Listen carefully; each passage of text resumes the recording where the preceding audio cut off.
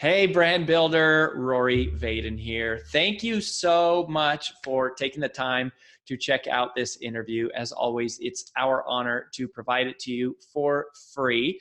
And wanted to let you know there's no big sales pitch or anything coming at the end. However, if you are someone who is looking to build and monetize your personal brand, we would love to talk to you and get to know you a little bit and hear about some of your dreams and visions and share with you a little bit about what we're up to see if we might be a fit. So if you're interested in a free strategy call with someone from our team, we would love to hear from you. You can do that at brandbuildersgroup.com/podcall, brandbuildersgroup.com/podcall. We hope to talk to you soon. Well, one of my favorite quotes is from a Navy SEAL, my friend Navy SEAL Joe, and he said, Rory, the human body can take damn near anything. It's the mind that needs conditioning. And today I'm going to introduce you to someone who is a new friend of mine, a client of ours, and an expert on high performance mindset. His name is Todd Durkin. And when I say he's an expert on high performance mindset, we're going to hear some of his story. But just to give you a frame of reference, he has been part of the mental and conditioning coach for people like Aaron Rodgers, Drew Brees, and UFC champion Mike Chandler. So we're talking some of the premier athletes in the world. Todd is also the author of the book called Get Your Mind Right. And that's why I brought him here today. He's going to help us get our mind right and stay in that high performance mindset. So brother, welcome to the show. Man, Rory, thank you for that introduction. Great to be here.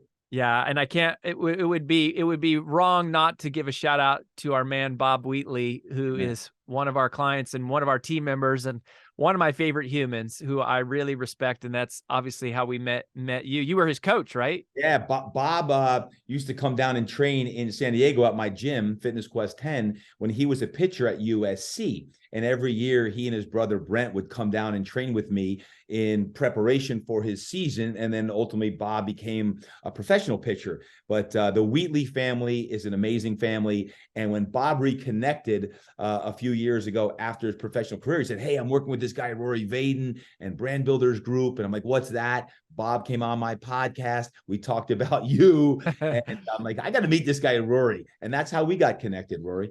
I love it. I love it. Well, so I want to hear about what it takes to have the kind of mental conditioning at this, elite athlete level, elite entrepreneurs. I know you also coach entrepreneurs, especially now in recent years, but like, tell us a little bit about the backstory first. So you mentioned your gym. Sure. How did you kind of get into where you're at now? Yeah. Well, one thing I always say, and I've said for 23 years in working with those athletes and entrepreneurs, is this: get your mind right, get your mind right, get your mind right. But the reason I say that is because I want to know how you get your mind right when your mind's not right, when you're struggling or when you're down, or let's say you're a high performer, but maybe you're overwhelmed or you're stressed or you're depressed or you're down or life threw you a curveball. I've really set my life to be one where I was the underdog, right? Growing up, youngest of 8 kids, parents were divorced, earned a college football scholarship. And when I went overseas to play professional football in the World League, I hurt my back and 3 herniated discs, spinal stenosis, degenerative back disease. And at the age of 25, my dream of playing in the NFL was shot. I'm like, well, what do I do now? Because from 5 to 25, I want to be a pro NFL quarterback. And I did a lot of soul searching. I had to heal my back pain without surgery, ideally, which I did. And I was like, man, what am I going to do next? And that led me down this 5-year circuitous route to ultimately open my own gym. And being from the East Coast, I was born and raised in New Jersey and moved to San Diego after living in 13 cities in 5 years to heal my back. I opened my gym with no clients, no money, and no business plan. Not a good way to start, open a business. No clients, no money, no business plan. And for all of our mission-driven messengers out there, you could probably laugh and smile about how when you started your business, what that was like. But that's how I started. And it was with a heart to try to serve. And that's how it all got started in year 2000. And then so through the gym, you started meeting some of these local athletes and started coaching. Right. So what happened was I started working with everybody. Didn't matter who. Like, it wasn't athletes. I did not work with athletes. It was anyone who would come in because I had to pay the bills. And I'd laugh now because I was working with people from teens on up to people in their 70s, obese, non-athletes, tennis players, you name it, I worked with them. But through a fortuitous or not moment, I met a guy named Vaughn Parker. Vaughn Parker was the starting left tackle for the then San Diego Chargers. And I actually did body work and massage therapy and rolfing along with training. Vaughn had a bad back. So when I worked with Vaughn, session number 1, I've got him on this table and doing all this hip rotator release technique. And, you know, he had just signed a $20 million year deal, which was a lot of money. It's a lot of money now. It was a lot of money in year 2002. Well, the table, Rory, when I was working with him, broke in half with him lying on the table. 310-pound left tackle for the San Diego Chargers, it breaks in half. I'm like, oh my gosh, my first pro athlete, table breaks in half. He's lying on the floor saying, what just happened? I'm like, I'm not sure. But I had just watched this VHS tape on Thai massage. So I take off my shoes. I start doing this Thai massage work because what do? You bootstrap it. You figure out what to do. And he's like, this is amazing. This is wonderful. How long you been doing this work? I'm like, this is like the first session I've ever done with Thai massage. But I had a background in body work. Well, Vaughn, after that session, was like, that was the most amazing work. The San Diego Chargers, we'd love to have you come down and do some work in the team room after the games to stretch us out, do body work. And lo and behold, I become the sports therapist for the San Diego Chargers. I met LaDainian Tomlinson, the first-round pick for the Chargers, Drew Brees. That's how they ultimately became clients of mine, because one guy named Vaughn Parker brought me to the Chargers for 2 years. I trained those guys and did all their body work. LaDainian came into my gym. He brought Drew into the gym. I've been training Drew now for 22 years. And the rest is history, because in the athlete world, it's all word of mouth. And in 23 years of my career in the fitness world, a lot of doors have opened up. But it was my pain back in my back injury that all of a sudden these guys would come in like, man, I got a bad back, my bad back. And that was my vehicle to change lives. And for the better part of 2 decades, what I've learned is that physical pain often precedes your deepest purpose. And even the last 3 years of the pandemic, I can tell you what, in doing a lot of depth work and helping people overcome the mindset aspect of, you know, being down and out. LaDainian wrote the foreword to my first book, The Impact Body Plan. Drew wrote the foreword to my Get Your Mind Right book, because I don't care if you're a high level, you know, athlete, or you're an entrepreneur, you have a successful business or not. Mindset is everything. Energy is everything. And what I've learned is my gift is in mindset and helping people get their minds right, especially when their minds aren't right, because I've been down that road multiple times of how you got to fight for your mindset, your heart set, and your soul set. Yeah. So I want to talk about that, because I mean, obviously you mentioned COVID. Like, it's been a heavy last few years for the whole world. And, you know, in the United States, we got a lot of political divide. We got, you know, COVID and controversy over vaccines and you know, all this George Floyd and all of these, you know, massive external things that are happening. But then it's like alcohol is, you know, through the roof, anxiety and depression and all that sort of stuff. So like, talk us through that. If your mind's not right, like, what's the first step do you do? Like, when you say get your mind right and you go, okay, walk me through, how do I get myself out of that spot? I want to get deep on you for a moment, because I believe everyone's got a struggle. I think everyone has a struggle. Even the most successful athletes and entrepreneurs in the world have a struggle. And the last few years, there's been a struggle on some level, physically, mentally, emotionally, spiritually. There's a struggle. And a lot of times the struggles, especially amongst men, we don't talk about it many times, but I know in a lot of the people who I've been working with, there's a struggle mentally, mindset, overwhelmed, maybe anxiety, maybe depression, maybe they feel like they're off their North Star. And man, I used to be, everything was flowing and now everything's a push. And I'm like, brother, sister, I feel you. I know, because Rory, the back pain I had 25 years ago, for me, it resurfaced in the middle of the pandemic. Why? Well, because I have the mentality of, I'm going to save the world. This isn't a good thing, by the way, because I took on the onus of, I'm going to save all the people I work with in my coaching groups. I'm going to save all the gyms in the world. I'm going to save my own gym. And I literally said this, get on my back, get on my back. We got this. We got this. Well, my body broke. 9 months into the pandemic, my knee started hurting. I had a second knee replacement, 52 years old, knee replacement. 6 weeks after that, my back starts killing me. I spent all of 2021 in debilitating back pain where they told me I needed a massive fusion of my back. Here I am.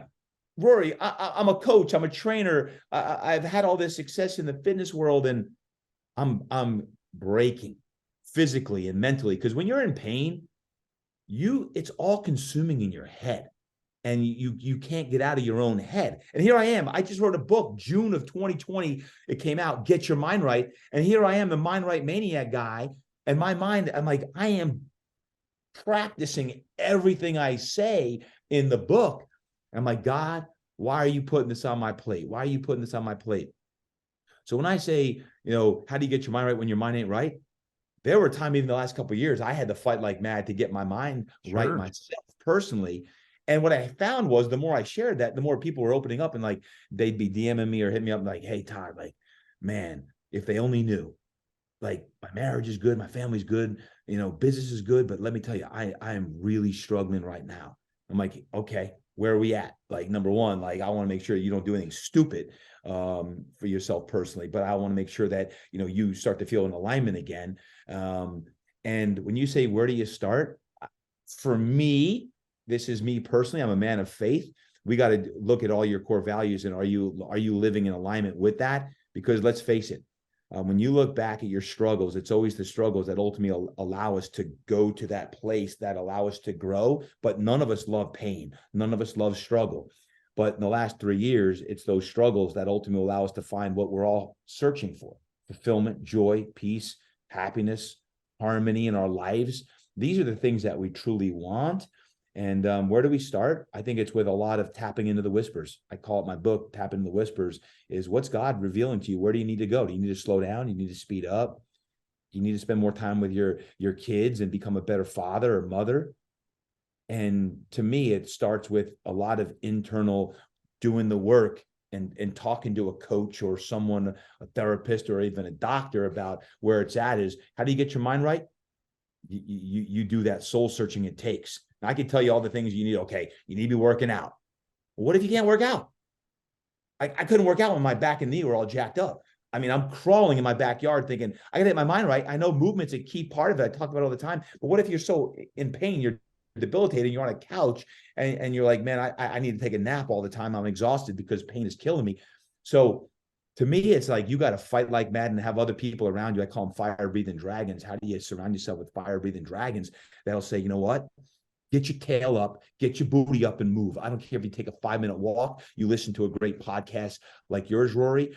You listen to some great music, and whether that be gospel music or old school music, hip hop music, you move your body, you listen to the right messaging, you listen to that message is going to really heighten your vibration so you can operate at a different level, and you fight like mad for your identity. Well, and I mean, I pick up the move your body thing, which is really huge. But I heard you before that when you're talking about like listening to the whispers. It almost seems like there's like a part of like listening to your body, listening to your soul, listening to God, listening to whatever term you want to use, of interpreting that signal about what needs to happen and what do you need to do. Like, how do you tap into that? You develop a routine in the morning, in the quiet time, where you sit there in silence. See, silence is the hardest exercise you'll ever do. Feel like, hey, what's the hardest exercise you do with the guys in the gym? I'm like, it's called meditation or prayer. And you just sit there in silence and you listen. I used to think prayer was, talking to God, and you're praying like, dear God, can you please bless all my problems? And I got these challenges.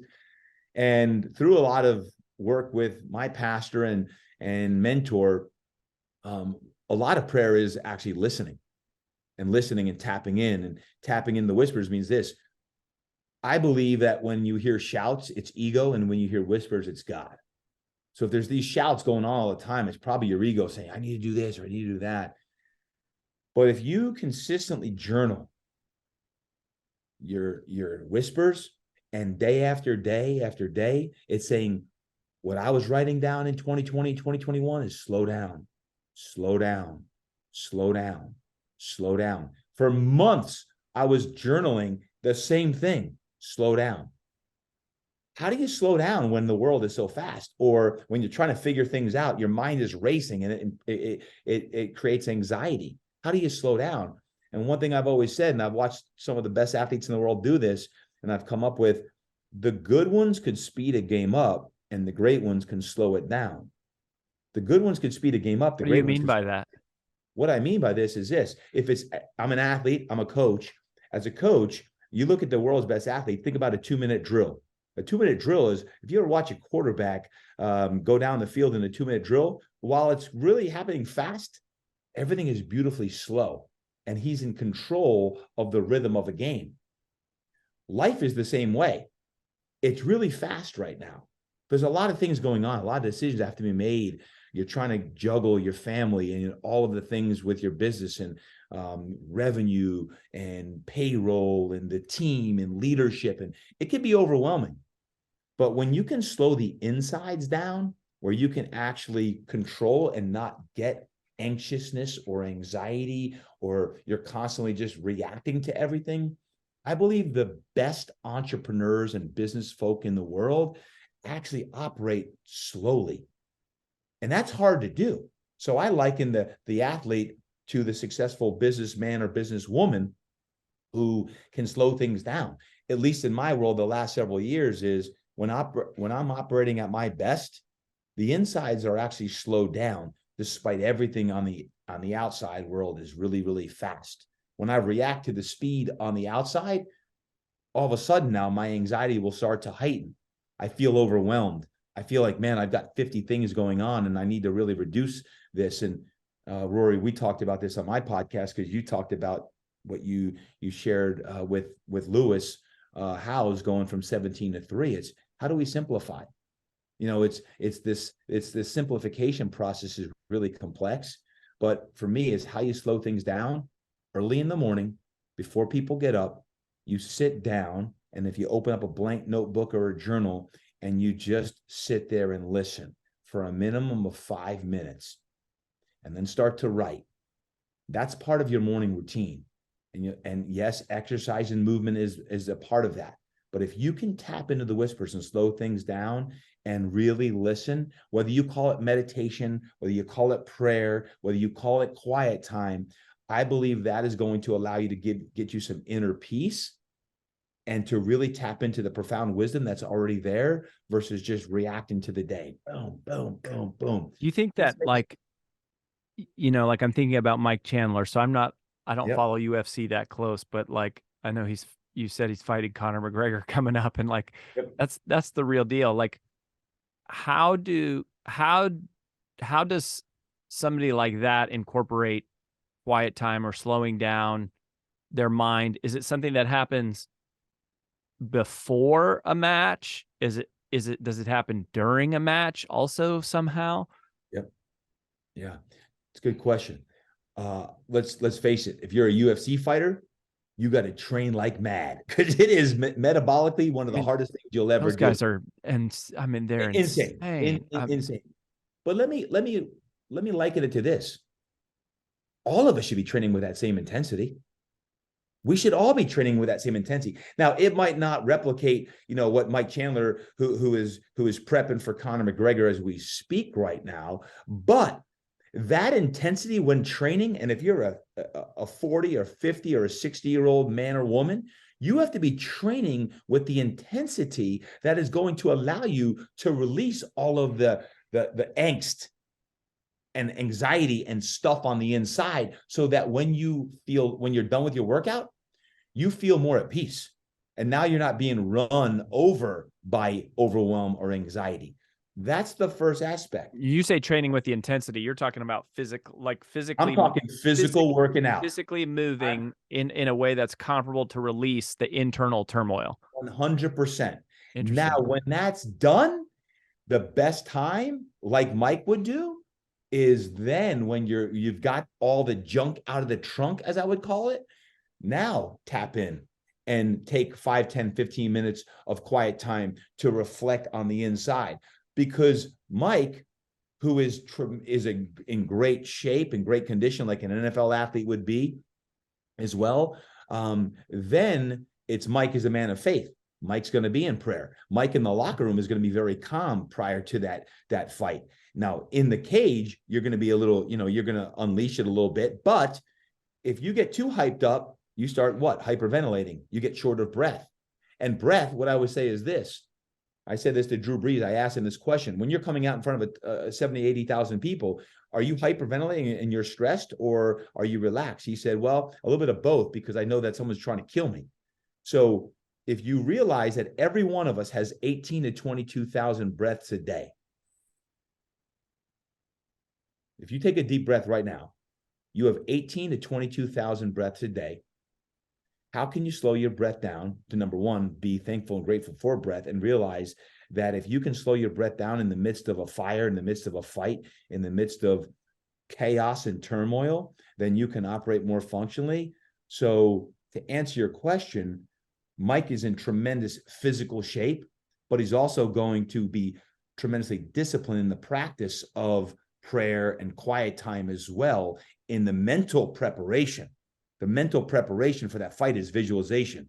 Can you envision the game 1,000 times before you play the game? I would tell a high school athlete, like I would tell an entrepreneur before going to a big meeting, or like Mike's going to fight Connor. You're going to fight that fight 1,000 times before you fight that fight, because mentally you've got to make sure that you can visualize. You got to smell what you're going to smell in the ring, in the cage. You're going to smell it. You're going to visualize it. You're going to see it when you're walking out. You're going to feel the music. You're going to feel it, so you can be relaxed in that situation. The power of the mind is amazing. So if you can use that visualization every single day to manifest what you want to manifest, that's the power of, for anyone who might be listening, like, man, I lost myself. I used to have the edge. I used to have the mojo. I've got my butt kicked, my tail's between my legs. Fear not, my friend. You can get it back. You just got to get aligned with those habits, those values, and make sure that we can recapture that mojo and that edge, just as a Mike Chandler would do, a Drew Brees would do, an entrepreneur would do, is get it back. Because we don't want to be that PIP, that previously important person. We want to be that VIP, that we have it, but like that self-talk. Oh man, I don't know. Am I too old? Man, I'm getting my butt kicked. I don't know if I still got that edge. I don't have the energy levels. Like, stop telling yourself these things, because the self-talk gets ingrained and gets wired in your brain, just as someone that's at the elite level at 25 to 35 years old, physically performing at their best. Stop telling yourself what you can't do and start using positive self-talk that will allow you to operate back in the position that you used to be. I want to talk about the difference, right? So you think about a Drew Brees and Aaron Rodgers, these are the premier performers. LaDainian Tomlinson in his time was, one of the greats. My God. What is separating them from everyone else? Because you go, I mean, to get to the NFL, don't you have to do all these things? I mean, to even be there, don't you have to have self-talk, and you have to be training hard, and you have to have visualization? I don't know how many of them do quiet time or journaling, but certainly controlling your breath. I mean, certainly the physical regimen, I think. Yeah. But then you go, to me, those things don't even represent, like, to me, those are almost like the price of admission to getting to the league. It's not, like, what separates Drew Brees from, any other NFL quarterback. I mean, or do you think it does? Do you go, no, there's quarterbacks in the NFL that they're not doing that kind of routine with their mental conditioning like they are with their physical conditioning? There are quarterbacks that aren't. There are some that aren't. Absolutely. I'm talking, Rory, about the elite of the elite. How do you become elite? And I would say there's two things. One is extreme discipline. And now that sounds rhetorical, but when I say extreme discipline, in 9 years of training LaDainian Tomlinson, I can't count on one hand the times that he was late or ever missed a session. Ever in 9 years. He'd be on early. He'd be doing his mobility work. He'd warm up on the treadmill. You could see him prepping. If he wore that little headband, I knew he was being serious that day. But he always showed up. Now, were there times where he didn't feel like it? 100%. But he also told me, hey, I want to be better than Emmett and Walter, and I'm going to train to be the best to ever play the game. Now, whether he's the best to ever play the game or not, it's not important. What's important was his desire matched his discipline. Right? And he did that. Drew Brees, people will tell you when you were around Drew in the 20 years that he was playing and training here with Darren Sproles and all the guys he trained with, everyone from, Chase Daniel and Zach Ertz and Gerald McCoy and Sproles, all these guys. Drew made everyone better. Why? People say, why do those guys come to you? What do you do that's different? I believe the best of the best need someone to hold them accountable and get their mind right. Because who's going to call people out when you're at the top of the game? I didn't understand in 2006 when LaDainian won the MVP, and he said this to me: "What's next? What's next?" It made me think like Rocky IV, when you lose your passion, you take all your passion, you lose it, and that, like, what's next? Like, what do you mean? We do it again. I didn't understand that when I was in my early 30s of like, what's next? Just let's run it back, LT. But what he was saying was, I need a bigger dream. I need something to keep me fueled up. Because when you have reached what you may believe is your pinnacle of your career, and maybe you've tapped out at a certain financial level, or you don't know how to continue to operate year after year after year at the highest level, what I have learned is it's mindset. So when I say extreme discipline and mindset are the two things that separate all of the world-class high performers I've ever worked with, it's one thing to get to the top, and I love the climb, but man, oh man, it is a far different thing to stay at the top, knowing that, man, I got to recreate and reinvent myself to get to another dream. Pastor Jeremiah, he's not an athlete, but let me tell you, at 82 years old, I've had the opportunity to train this guy for 7 years. This guy inspires me. He's always like, how do I get to the next level? I'm like, Doc, you're one of the top pastors in the world and have a huge following. How do you get how do you do that? Extreme discipline and mindset at 82 years old to say, we ain't done yet. The best is yet to come. I'm like, man, I got to pick up my game. That's when you talk about iron sharpens iron. You put yourself around other coaches or entrepreneurs or other mission-driven messengers, as you would say, Rory. Man, now you get inspired. When you go to a live event, and I've been at your live event, I'm like, dang, Gabrielle, like, fires me up. Ryan fires me up. Right? When you're around other people who fire you up, your mind all of a sudden, like, man, I got to pick it up. We all need that. Mm-hmm. Extreme discipline and mindset. The mindset of, I ain't done yet. I got to find something to go deeper. I need a coach to take me there. I need someone to sharpen my sword or call me out. Like, I call Drew out or LaDainian out or any of these guys that aren't doing things the way they need to. I'll call them out. Most people won't call people out. If you're already successful, they'll kiss your tail. We don't need more tail kissers. We need people that are going to call us out and say, hey, you got more in the tank, but you need to pick it up and stop drinking the way you're drinking. You alluded to that. Or, hey, why are you doing that stupid habit? It's all about habit. So why are you not taking your quiet time? Why not working out the way you need to work out? Like, when you get some serious accountability in your life and you're like, hey, let's pick it up because you got more in the tank, versus settling for mediocrity, because now it's like we just kind of like settle. It's nothing worse than settling for mediocrity. I hate it. I hate it myself. If I've ever been stuck, I'm like, man, I got to pick it up. I got to do something. Go to a personal growth workshop, hire a coach, read a great book, get around people that are actually inspiring you. Make sure you're going to the gym and working out, getting in an environment. These are things that and you got to stop doing the stupid habits that get you in trouble. Eating like garbage, drinking too much alcohol, doing other knucklehead things that we sometimes as humans do.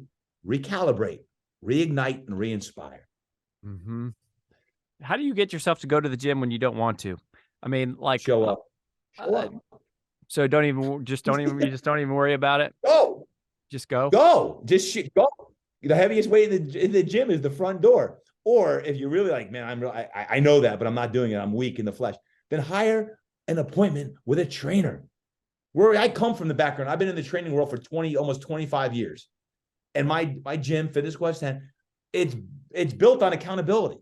Now I'm doing less training these days and focusing on, the entrepreneurs and athletes that I want to work with. But the bottom line is this: if you really want to show up, then set an appointment with your trainer in your respective community. And I've got folks, if you don't know, I don't know any good trainers, then reach out to me and I'll set you up with a trainer in your community because I know them worldwide. And watch what happens when you have a session once or 3 times a week at 6 a.m., 12 noon, 6 p.m., whenever. You'll show up because it's in your calendar. Pastor Jeremiah, 3 times a week is with me. He makes it at 12 noon. I'm like, why 12 noon, Doc? It's my only work day. He's like, because it's not convenient. He's like, I need to have the discipline to do the things that are most important because I know that my physical strength and energy that I get from the gym and you are going to allow me to write the prolific work that I want to write. So I'm going to schedule it in the worst part of my day, 12 noon. I'm like, that's pretty brilliant. That's an 82-year-old man who is trying to change the world, and he does it. Rory, I have a nutritionist myself. Wait, you're a coach, you're a trainer, you're a speaker. Yeah, I need the accountability. I need to have my meals delivered because if I don't eat lunch because I get too busy. So it's the accountability. So how do you do it?